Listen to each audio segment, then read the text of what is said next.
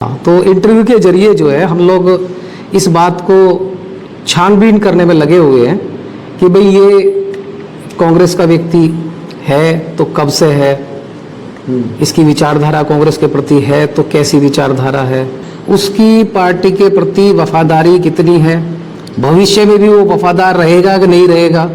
आपने कहा कि कितना लॉयल है वो, कितना समर्पित है कांग्रेस के प्रति। तो ऐसे बहुत सारे लोग हैं जिनको पिछली बार कांग्रेस ने टिकट नहीं दिया होगा, वो निर्दलीय लड़ लिए होंगे या किसी और पार्टी से लड़ लिए होंगे, तो क्या ये माना जाए कि उनको प्राथमिकता नहीं मिलेगी या कम मिलेगी?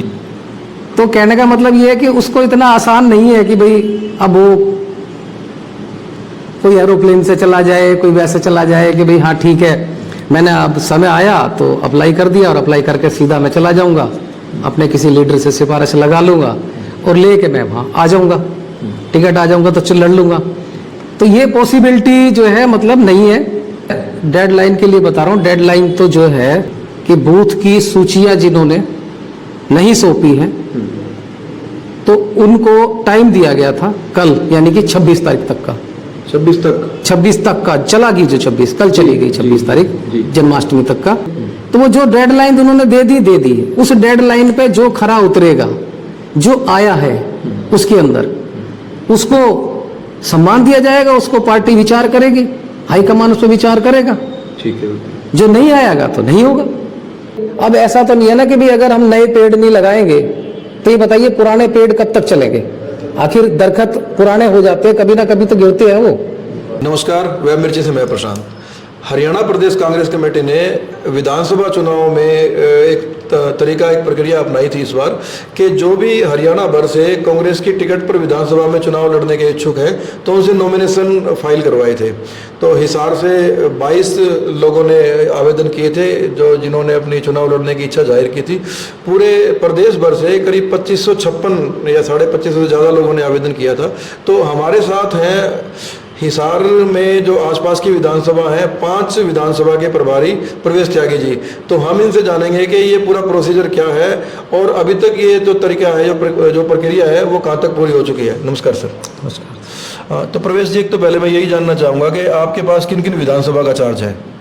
देखो मेरे पास 5 विधानसभा का चार्ज है, जिसमें एक हिसार है, नलवा है, आदमपुर है, हांसी है और बरवाला है। तो ये 5 विधानसभा है। पहले 3 थी मेरे पास, लेकिन एक कोऑर्डिनेटर किसी वजह से शिफ्ट हो गए दूसरी जगह, इसलिए 2 का एडिशनल चार्ज भी है। ठीक है।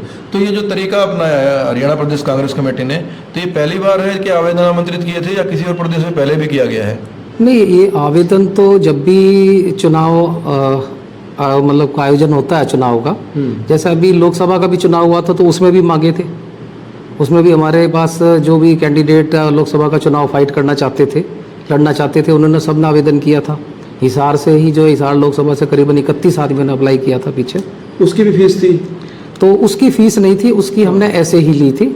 लेकिन ये जो फीस का था ये अब विधानसभा चुनाव के मद्देनजर रखा था। ये पहली बार ही हुआ है? नहीं, पहले भी हुआ है, अदर स्टेट में भी हुआ है। हम पहले मध्य प्रदेश में काम कर रहे थे आदरणीय दीपक बावरिया जी के साथ, तो वहाँ भी ये जो है आदरणीय दीपक बावरिया जी ने स्टार्ट करवाया था। अच्छा। तो ये जो प्रक्रिया है पूरी, इसमें पहली प्रक्रिया तो ये हो गई कि आवेदन लोगों ने कर दिए हैं, उसकी लिस्ट जारी कर दी प्रदेश कांग्रेस कमेटी ने। अब पूरे हरियाणा को पता है कि किस किस विधानसभा से कौन कौन ऐसे लोग हैं जो उस विधानसभा से कांग्रेस की टिकट पर लड़ने के इच्छुक हैं। उसमें ऐसे लोग भी हैं जो उसके प्राथमिक सदस्य भी नहीं है कांग्रेस के, ऐसे लोगों की लिस्ट भी आई है कि जो किसान नेता हैं, ऐसे लोगों की लिस्ट भी आई है कि जो बीजेपी में है और कांग्रेस के लिए भी अप्लाई कर रहे हैं। तो ये जो प्रक्रिया है ये किस तरह से चलती है? जैसे आवेदन कर दिया, अब इसके बाद क्या होगा? देखो आवेदन में तो क्या है कि एक कोई भी कांग्रेस पार्टी की विचारधारा में विश्वास रखता हो, कांग्रेस पार्टी का साधारण कार्यकर्ता हो जी, तो वो अप्लाई कर सकता है। उसी के लिए जैसे फीस रखी थी हमने कि भाई जो जनरल कैटेगरी के हैं वो 20,000 रुपीज़ उसकी फ़ीस जमा करेंगे, जो SC ST OBC और जो महिलाएं हैं उनके लिए 5,000 रखी थी। तो उसमें उन लोगों ने अप्लाई किया, 2500 से ज़्यादा लोगों ने हमारे यहाँ अप्लाई किया, पर 2550 के आसपास। तो वो कर दिया। अब प्रक्रिया जैसे ही थी वो पूरी होगी अभी 10 अगस्त को हमारी। तो अभी जो नेक्स्ट चल रहा है इस टाइम, उसमें इंटरव्यू चल रहा है। ओके। हाँ, तो इंटरव्यू के जरिए जो है हम लोग इस बात को छानबीन करने में लगे हुए हैं कि भाई ये कांग्रेस का व्यक्ति है तो कब से है, इसकी विचारधारा कांग्रेस के प्रति है तो कैसी विचारधारा है, इसका जो काम करने का तरीका है, मतलब ओवरऑल उसका क्या सामाजिक दायरा है। तो जब इंटरव्यू में बुलाते हैं तो तमाम प्रश्न उनके साथ किए जाते हैं और उनको उस तरीके से जांच परख के और उसमें से अब शॉर्ट लिस्ट करेंगे, अच्छा, छाटेंगे उसमें से, ठीक है, और छाटने के बाद जो है फिर एक पैनल बनेगा उसमें से। ठीक है। हाँ, तो इंटरव्यू के बाद अगली प्रक्रिया क्या होगी? क्या शॉर्ट लिस्ट की लिस्ट आएगी, उनमें शॉर्ट करने के बाद क्या वो लिस्ट भी अभी सार्वजनिक की जाएगी? नहीं, वो लिस्ट भी सार्वजनिक भी हो सकती है, पर अभी क्योंकि चुनाव आयोग ने चुनाव घोषित कर दिए हैं तो समय इतना नहीं बचा हुआ है। तो उसके लिए हमारे प्रदेश कांग्रेस कमेटी के जैसे अध्यक्ष हैं उदय भान जी हैं, हमारे एमपी हैं पांचों, उन पांचों एमपीओ की तरफ से भी सिफारिशें जाएंगी, मीटिंग होंगी। उस मीटिंग में बैठ के वो चर्चा करेंगे भाई कहाँ कहाँ से, किस ज़िले से किन किन लोगों ने अप्लाई किया है। तो वो नाम जो हैं वो आएंगे सामने, उसमें जो प्रभारी हैं आदरणीय दीपक बावरिया जी और प्रदेश अध्यक्ष उदय भान जी, तो वो सभी नेताओं से सलाह मशवरा करेंगे भाई आपके एरिए से ये लोगों ने अप्लाई किया तो, और ये सब लोगों के भाई बायोडाटा है यहाँ पे जो इकट्ठे हुए हैं, कौन किस लेवल पर काम कर रहा है। तो उसमें से फिर लोगों को छाटा जाएगा और देखा जाएगा भी ये कौन से कैंडिडेट ऐसे हैं जो ग्राउंड के ऊपर कांग्रेस को जीत दिला सकते हैं जी। खाली मकसद ये नहीं है कि भाई हम यही देख ले कि हाँ ठीक है इसने अप्लाई कर दिया, और अप्लाई करने के बाद आदमी ठीक है एक साधारण कार्यकर्ता है, प्रक्रिया में वो भी शामिल होगा, उसका भी स्वागत है, लेकिन पहला जो टारगेट है वो है कि पार्टी को जीत कौन कैंडिडेट दिला सकता है और पार्टी के साथ ग्राउंड के ऊपर वो मजबूत कितना है, उसकी पार्टी के प्रति वफादारी कितनी है, भविष्य में भी वो वफादार रहेगा कि नहीं रहेगा।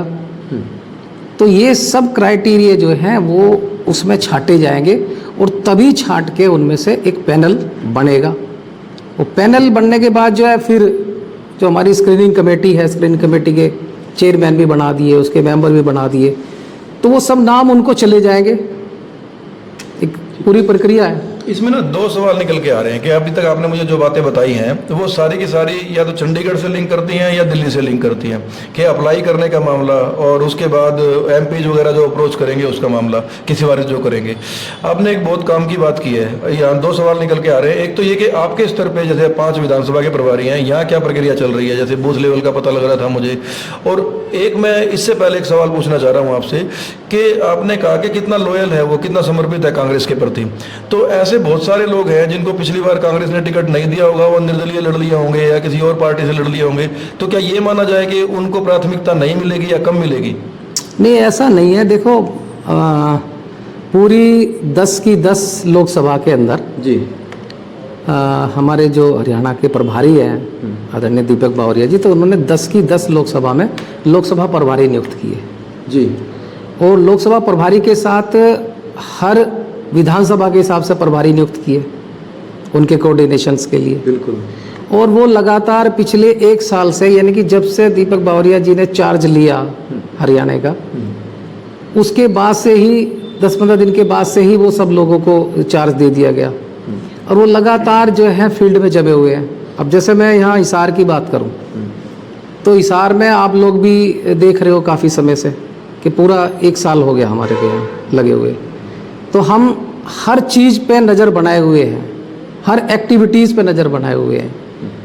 यदि किसी को पिछली बार टिकट नहीं मिला, बहुत मजबूत व्यक्ति था, इंडिपेंडेंट चुनाव लड़ लिया, लेकिन अब फिर वो पार्टी के साथ जुड़ा हुआ है, पार्टी की विचारधारा में विश्वास कर रहा है, पार्टी के लिए काम कर रहा है, तो उसके लिए लगातार हमने काम कराए हैं।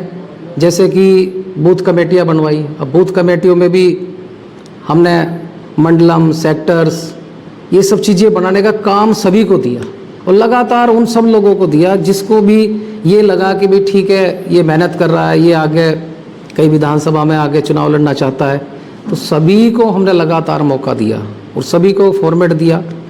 जैसा कि मैं अभी आपको दिखाऊं कि आप ये फॉर्मेट आप देख सकते हो, ठीक है। तो ये एक फॉर्मेट है जो हमने दिया इस तरीके से। तो ये फॉर्मेट को क्या हुआ कि ये इसीलिए था कि जो लोग हमारे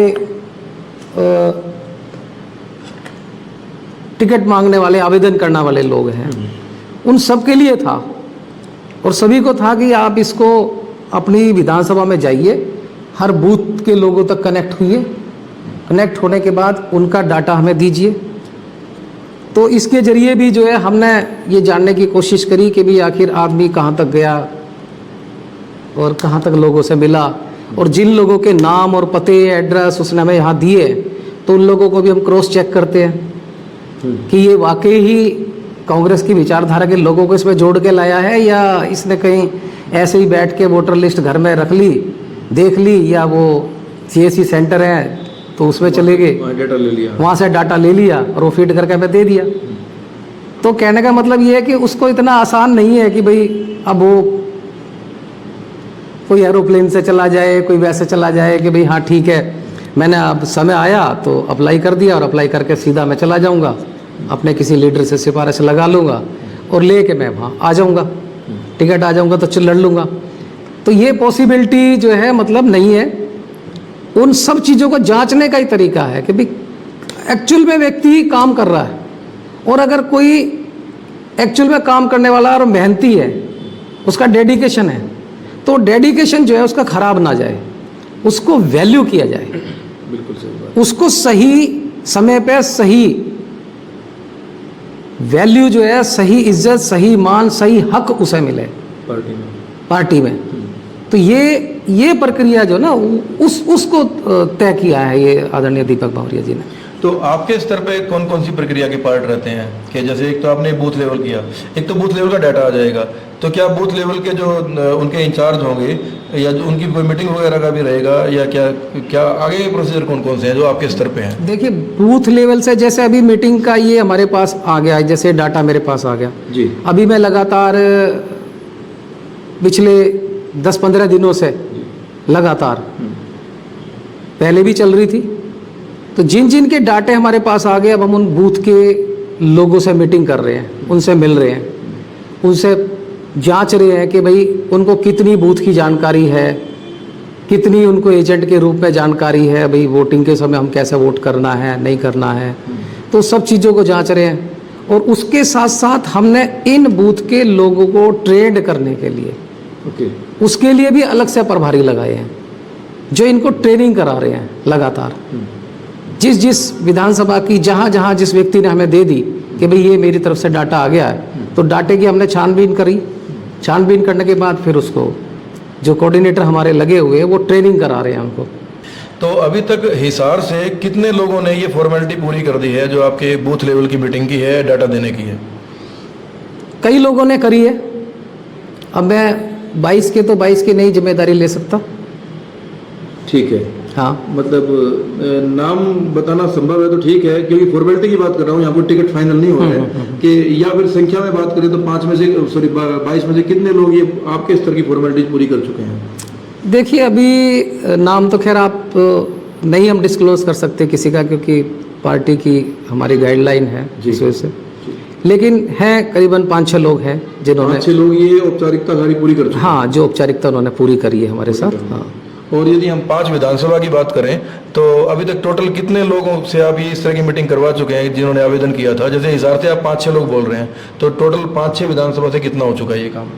देखिए हिसार की जो जिले वाइज हमारी मतलब वो है, मैं 5 अपने विधानसभा का इंचार्ज हूँ, तो मैं 5 की 5 विधानसभाओं में लगातार मीटिंग करवा भी चुका हूँ और कर भी रहा हूँ जी। अभी देखिए मैंने हांसी में परसों भी मीटिंग ली थी, उससे नेक्स्ट डे भी ली, कल भी ली, और कल आदमपुर में भी ली, आज भी मैं आदमपुर जाऊंगा थोड़ी देर में, वहाँ लूँगा। उससे पहले भी मैंने आदमपुर में ली। तो आदमपुर में जो मेन लोग काम करने वाले हैं, जो इंटरेस्टेड हैं, जो पार्टी के प्रति लगातार हमारे दिए हुए इस काम को कर रहे हैं, जी। कभी मतलब डिनाई नहीं करते, वो करते समर्पित है। उन लोगों की लगातार मीटिंग में ले चुका हूँ, कोई एक आध बचा है तो उसके साथ ले रहा हूँ, ठीक है। ट्रेनिंग भी करवा चुका हूँ। हिसार में भी अभी पीछे हमारे एक हफ्ते पहले ही जो ट्रेनर थे हमारी बूथ कमेटियों के, तो उन्होंने यहीं होटल लजीज में ही जो है एक मीटिंग ली थी और ट्रेनिंग दी थी वहाँ पे। हमारे दिल्ली से भी जो ऑल इंडिया कांग्रेस कमेटी से एक हमारे सीनियर आए हुए थे अल्फांसो जी, तो उन्होंने आके यहाँ ट्रेड किया। ठीक है। तो ये लगातार जहाँ जहाँ से सिलेक्ट होते जा रहे हैं वहाँ वहाँ ट्रेनिंग होती जा रही है और बूथ के लोगों से मुलाकात तो डेली चल ही रही है।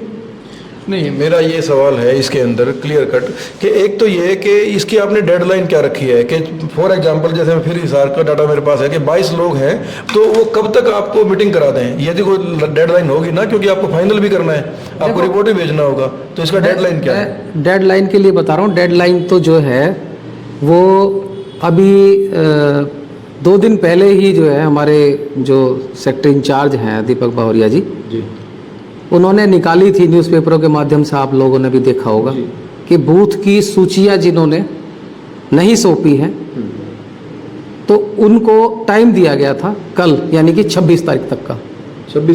26 तक का चला गई, जो 26 कल चली गई 26 तारीख जन्माष्टमी तक का, कि आप शाम तक जो है वो सब सूचियां जमा कर दो। तो आपकी जो बैलेंस की जो जमा करेंगे उनकी मीटिंग हम अगले 2 दिन में अपनी ख़त्म कर देंगे। ठीक है। क्योंकि अब 28 तारीख को फिर हमारी स्क्रीनिंग कमेटी की आगे मीटिंग होने वाली है, हो जाएगी, तो इसलिए अगले 2 दिन के अंदर हम बाकी जो बैलेंस है वो कर देंगे आज और कल में। अब जिन लोगों ने ये फॉर्मेलिटी पूरी नहीं की, मान लो 28 तक नहीं की, आपकी डेडलाइन 28 हो गई है, तो क्या ये मान के चला जाए कि जिन्होंने ये फॉर्मेलिटी पूरी नहीं की है उनको टिकट मिलना मुश्किल है? देखो, जो गाइडलाइन बनाई है ना, इस मामले में जो है हमारे दीपक बावरिया जी का जो ना पहले से स्टैंड क्लियर रहता है, वो लचीली बातें नहीं करते। लचीलापन उनके पास इस बात के लिए नहीं है कि भाई आज निकल कल नहीं परसों। वो मध्य प्रदेश के अंदर भी प्रभारी रहे जी, और मध्य प्रदेश में भी उन्होंने बूथ स्तर पर काम करा और रिजल्ट रहा कि 2017 में गवर्नमेंट बनी हमारी कांग्रेस की, वहाँ पर अच्छे बहुमत के साथ बनी। तो वही चीज़ आज वो हरियाणा में भी लागू कर रहे हैं। तो वो जो डेडलाइन उन्होंने दे दी, उस डेडलाइन पे जो खरा उतरेगा, जो आया है उसके अंदर उसको सम्मान दिया जाएगा, उसको पार्टी विचार करेगी, हाईकमान उस पर विचार करेगा। ठीक है। जो नहीं आएगा तो नहीं होगा। अभी हम ये देख रहे हैं कि जो लिस्ट जिन लोगों ने आवेदन किया है, लिस्ट में हर विधानसभा से ऐसे लोग हैं जो पहले या तो कांग्रेस की टिकट पे चुनाव लड़ चुके हैं या एमएलए रहे हैं, मंत्री तक भी रहे हैं। तो अभी इन 5 विधानसभा में आपको लग रहा है कि कोई नए चेहरों की भी बारी आ सकती है या पुरानों को ही प्राथमिकता दी जाएगी? नहीं, वो तो देखो राहुल जी ने भी एक दिशा निर्देश दिए हैं और दीपक बावरिया जी ने भी उन बातों को क्लियर कराया, प्रभारी साहब ने, उदय भान जी ने भी क्लियर करा है, क्योंकि संगठन जो देख रहे हो संगठन के हिसाब से ही चलेगा। तो उन्होंने कहा है कि भाई सीनियर को भी साथ रखेंगे, युवाओं को भी मौका देंगे, महिलाओं को भी मौका देंगे।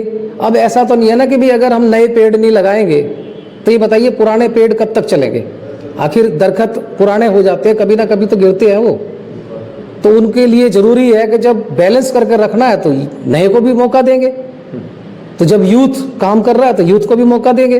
तो जहां जैसी व्यवस्था लगेगी, बार बार एक ही बात को कहा है कि भाई जिताऊ कैंडिडेट होगा। अगर जिताऊ कैंडिडेट हमारा पुराना व्यक्ति लगता है कि ये जिताऊ है आज भी और ये जिता रहा है पार्टी को, तो जाहिर सी बात है उसका दावा मजबूत है। और अगर कोई यूथ है, कोई युवा है, कोई बच्चा है और वो लग रहा है कि उसने इतनी अच्छी मेहनत कर रही है और उसके नाम पे पब्लिक है, जनता है, विचारधारा है और वो जिताने की हिम्मत रख रहा है, तो जाहिर सी बात है उसको मौका दिया जाएगा।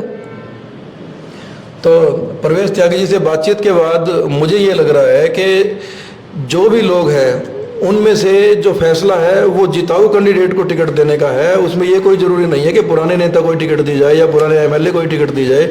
इसमें एक मतलब नए चेहरे भी सामने आ सकते हैं। और एक जो बड़ा मैसेज इन्होंने दिया है कि पार्टी की एक गाइडलाइन है, जो भी उम्मीदवार जो जिन्होंने भी आवेदन किया है, यदि उस गाइडलाइन को कहीं ना कहीं हल्के में लेता है, जैसे इन्होंने बताया कि इन लिस्ट को पूरा नहीं करता है, जो 28 तारीख दी गई है ये औपचारिकताएं पूरी नहीं करता है, तो वो ये इस चीज़ के लिए मान मानसिक रूप से तैयार रहे कि पार्टी भी उसको गंभीरता से नहीं लेगी, ऐसा ही ऐसे 26 तारीख दी थी हमने। 26 तारीख दी थी, यानी कि जो होना था वो हो चुका है। तो ये तो बिल्कुल ही क्लियर हो गया है कि जिन्होंने ये औपचारिकताएं पूरी नहीं की हैं अभी तक भी, तो वो इसका खामियाजा भुगतने के लिए तैयार रहे, क्योंकि उसमें पार्टी के स्तर पे कोई गलती नहीं है। पार्टी ने पूरा टाइम दिया है कि आप बूथ लेवल पे अपना काम करेंगे और वो डाटा आप प्रभारी के सामने सबमिट करेंगे और उस डाटा के बिहाफ पे प्रभारी मीटिंग करेंगे और आपके जो भी बूथ के इंचार्ज रहेंगे उनको ट्रेनिंग दी जाएगी। ऐसा ही कुछ है ना सर? जी जी, बिल्कुल बिल्कुल, आपने सही उस बातों को चर्चा में लिया है और बिल्कुल सही समझा आपने।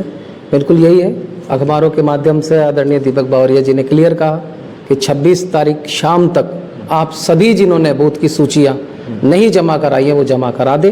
तो बाय द वे अब आपके पास कोई आता है तो आप स्वीकार नहीं करेंगे उसको?